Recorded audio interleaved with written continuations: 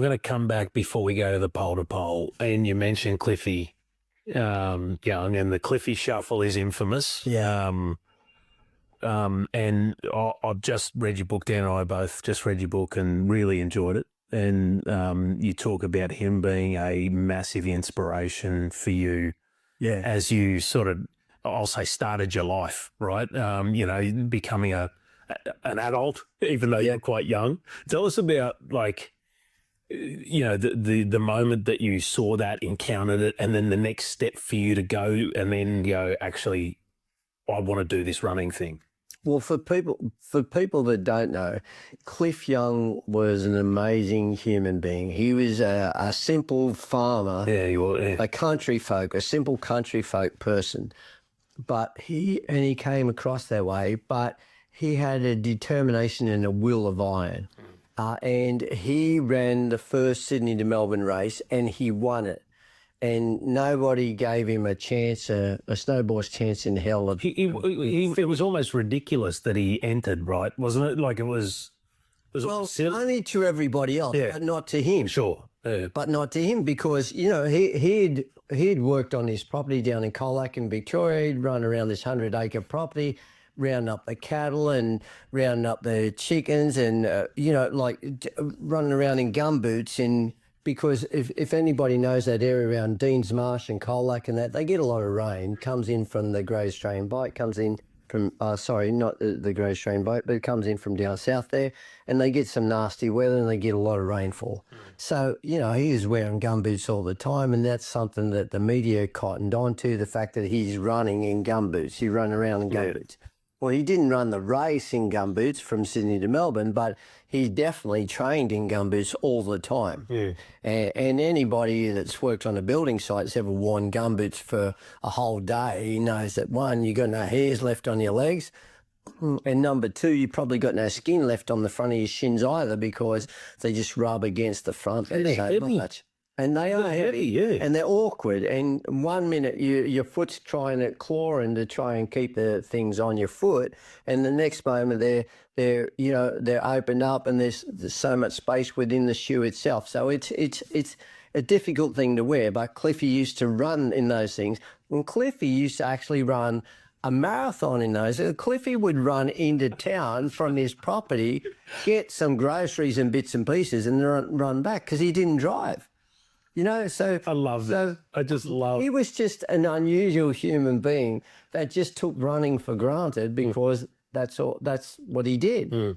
And so he was a beautiful man, an incredible inspiration. But in his 60s, he won the Sydney to Melbourne race, a 1,000-kilometre race, or in those days it was about 950 k's from Sydney to Melbourne.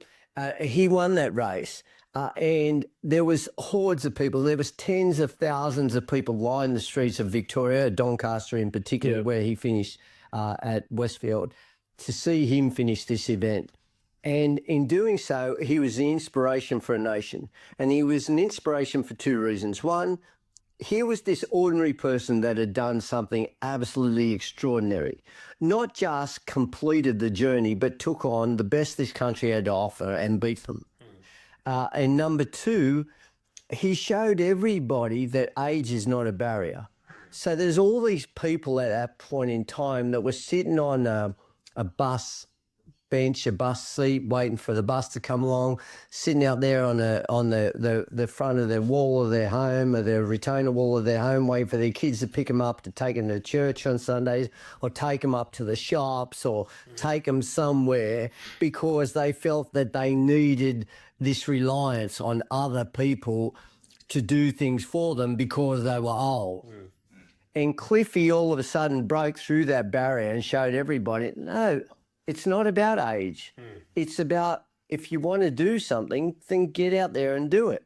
And so it didn't matter whether you were young, and this is why Cliff was so popular with little kids, and he was popular with adults, and he was popular with everybody in between, and elderly people, because he was an ordinary, unassuming human being that did something extraordinary. And I never forgot that. And I thought that's what the essence of life is all about. It's not about complaining about how you haven't got the physique to lift weights, or you haven't got the physique to climb mountains. You haven't got the physique to run distances. You haven't got this or you haven't got that. Yeah. Which is what we hear all the time. Yeah. It's about just going, I want to do this and I'm going to do this, and that's all there is to it. And so that same philosophy that Cliffy had, he instilled in me. Yeah. And he took me on as all those ultra runners did back in those days. And they saw me as this young kid that knew nothing about food, nutrition, knew nothing about what to drink, how to train. And they got behind me and they supported me, and they were just beautiful people. It's so awesome. And to be honest, I can understand a little bit of why and who you are from that, and the fact that it's so nice to have people help you through the ambitions you might have, you know, and a guiding light to go, no, hey, come over here, young fella, try this or whatever.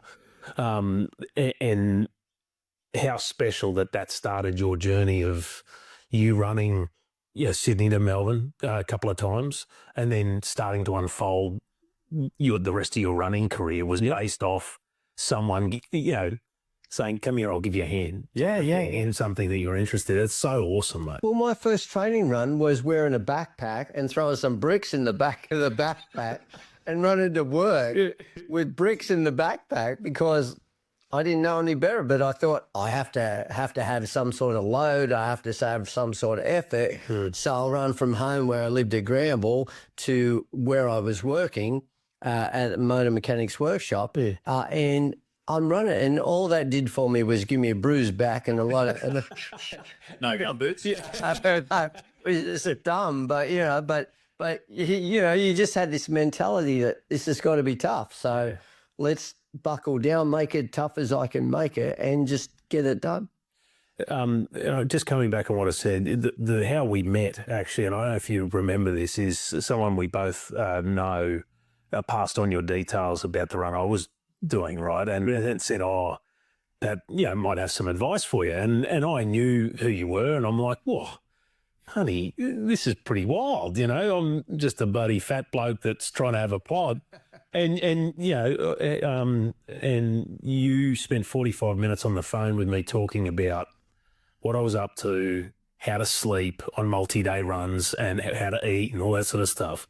And I really appreciated that in the moment. And when you talked about Cliffy, I fully understood where that's come from. It's a full circle. Right. It's a full circle. And I think, what a great way to live your life where you can pass on stuff and help others. Well, you just want to. You just want to because you know what you derived from those moments.